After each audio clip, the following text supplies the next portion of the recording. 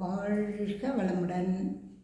இன்றைக்கி என்ன, பீஷ்மர்கிட்ட வந்து ஒருத்தர் கேட்குறாரு, நான் தனியாக இருக்கிறேன் அப்படின்னு.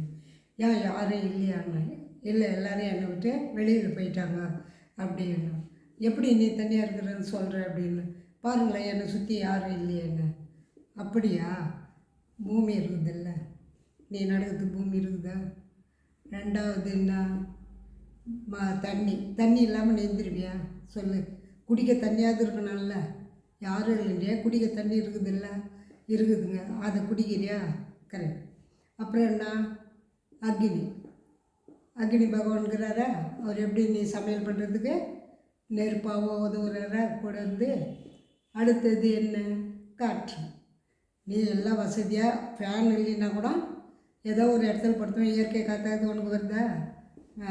அப்போ அது உனக்கு கூட இருக்குது. அடுத்தது நான் எல்லாம் கொடுத்த ஆண்டவன் மேலேருந்து எல்லாத்தையும் கொடுக்குறான். அப்போ இவ்வளோ கொடுத்து நீ யாரும் இல்லைன்றிய எப்படி அப்படின்னும்.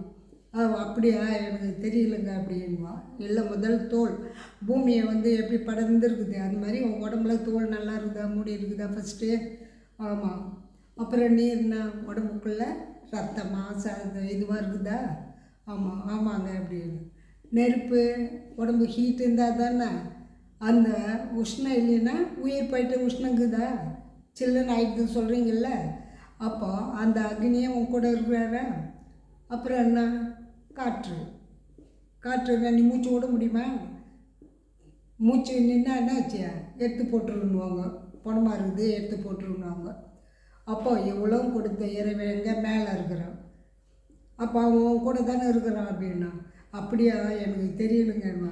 இல்லை, எப்போவுமே யாராக இருந்தாலும் சொல்கிறேன், பீஷ்மர் தான், நீங்கள் யாரும் இல்லைன்னு மட்டும் நினைக்காதீங்க. உங்களுக்குள்ளவும் இருக்கிறாரு, வெளியவும் இருக்கிறாருங்க. நீங்கள் அன்பை தேடுறீங்க, அன்பு கிடைக்கலன்னு நீங்கள் உங்கள் உறவுக்குள்ளகிறவங்கள மட்டும்தான் நீங்கள் அன்பாக இருக்கணும்னு நினைக்கிறீங்களே தவிர, இந்த உலகத்தில் இவ்வளோ பேர் இருக்காங்க. எத்தனை பேர் ஏழையாக இருக்காங்க, வசதியாக இருக்கிறாங்க, அன்புக்கு ஏங்குறவங்க எவ்வளோ பேர் இருக்காங்க. நீங்கள் மற்றவங்கக்கிட்ட அன்பாக இருங்க. அப்போ அவங்க உங்ககிட்ட அன்பாக இருப்பாங்கள்ல. அப்போ நீங்கள் யாரும் இல்லைன்னு நினைக்க மாட்டீங்கள. அதுக்கு தான் சொல்கிறேன், எங்கே போனாலும், கோயிலுக்கு போனாலும், எங்கே போனாலும் யாராவது பார்த்தா ஹலோ எப்படி இருக்குன்னு கேளுங்க. அப்புறம் 2ஆவது நாள் அவங்களே உங்களை பார்த்தாங்கன்னா கேட்பாங்க. அன்பை நாம் தாங்க ஃபஸ்ட்டு கொடுக்கணும், மற்றவங்க கொடுப்பாங்கன்னு எதிர்பார்க்கக்கூடாது. இப்போ கடவுள் நம்மளாம் எதிர்பார்த்தா இவ்வளோ இதுவாக கொடுத்தா, நம்மளுக்கு உடம்பு கொடுத்தா ஒரு கிஃப்ட்டு தானே. எந்த நோய் நொடி இல்லாமல் எல்லா உறுப்பும் நல்லா இருக்குது. அது யார் கொடுத்த கிஃப்ட்டு?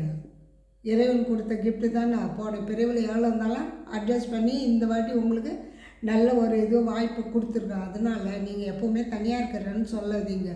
முதல் உடம்பு பூரா இருக்குது, கடவுள் கொடுத்த உள் உறுப்பு சுவாசிக்கிறது முதல்ல எல்லாம் இருக்குது.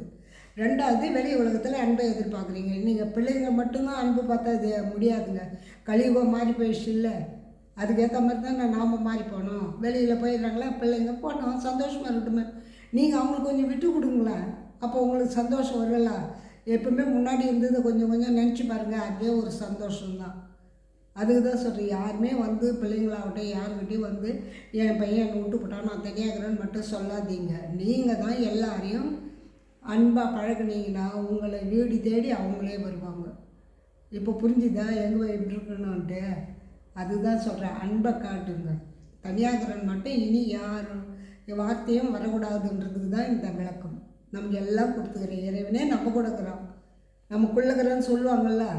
உன்னோட பாளையம் எதுக்கு சொல்கிறாங்க, இறைவன் நம்மக்கிட்ட இருக்கிறான். நீ கடவுள்னு உள்ளதான் பாரு, வெளியே போய் பார்க்குறது பிரயோஜனம் இல்லைன்னு. அப்போ அந்த அன்பு வந்துடல. அப்போ கடவுள் நம்ம கொடுக்குறாருல. அப்போ நீ எப்படி தனியாக இருப்பீங்க? வாழ்க வளமுடன்.